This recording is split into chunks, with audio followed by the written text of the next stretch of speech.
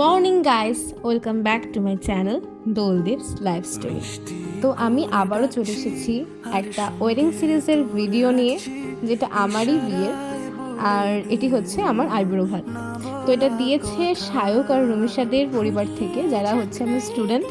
তো আমি খুব লাকি মনে করছি, কারণ এমন আয়োজন সেটা একটা টিচারের জন্য, সেটা আমার কাছে সত্যি অভাবনীয়, সেটা আমি কখনোই ভাবতে পারি না। তো তাদেরকে ফার্স্টেই অনেক অনেক অনেক থ্যাংক ইউ এমন একটা সুন্দর অ্যারেঞ্জমেন্ট করার জন্য। তো ওরা অনেকক্ষণ আগেই চলে এসেছিলো এখানে। আমাদের আসতে একটু লেট হয়েছিল, কারণ আমাদের আর একটা আইব্রো ভাত ছিল, যেটা আমার দিদা বাড়িতে ছিল। তো ওটা খেয়ে তারপর রেডি হয়ে আসতে একটু টাইম লেগে গেছে।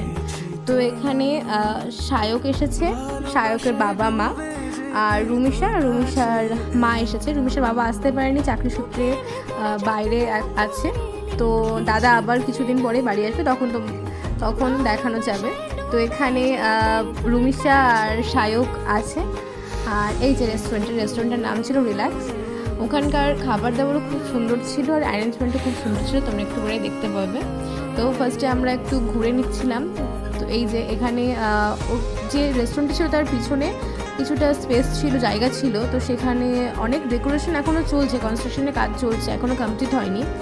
আর এই যে রুমি সেখানে ছবি তুলছিল, আর সায়ককে হেল্প করছিল ছবি তোলার জন্য।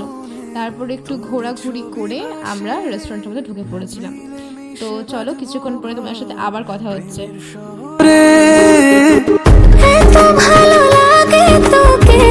এই যে দেখতে পাচ্ছ, এখানে খুব সুন্দর করে অ্যারেঞ্জমেন্ট করেছে। আমি তো ফার্স্টে গিয়ে মানে পুরো অবাক হয়ে গেছিলাম যে এত কিছু, আর প্রচুর ডিশ ছিল।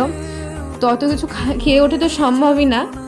আর এখানে আমরা দুজনে বসে আছি আর ছবি তুলছি, আর মানে ভাবছিলাম যে কীভাবে কী পোজ দেবো না দেবো। তো মানে এটা খুব অকার্ড ফিল হচ্ছে, কদিন ধরে আইব্রো ভাত খাচ্ছি, তো ওই সামনে গিয়ে ছবি তোলা মানে একটু কেমন লাগছে, বাট বেশ ভালোও লাগছে, লাইফে একবারই আসে। তো এখানে ছবি তোলার পরে এই যে রেস্টুরেন্টের সমস্তটা তোমরা দেখে নাও।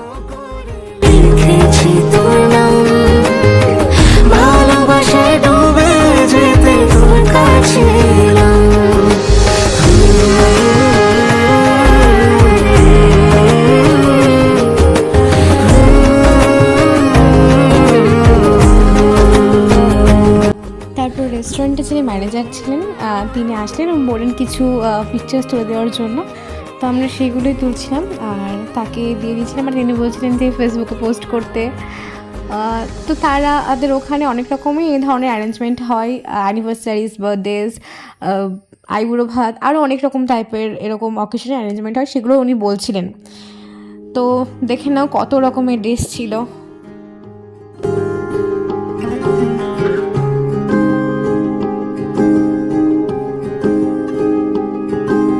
মিষ্টি করে ডাকছি আর সঙ্গে তোর হাঁটছি, ইশারায় বলে দে না না বলা কথা।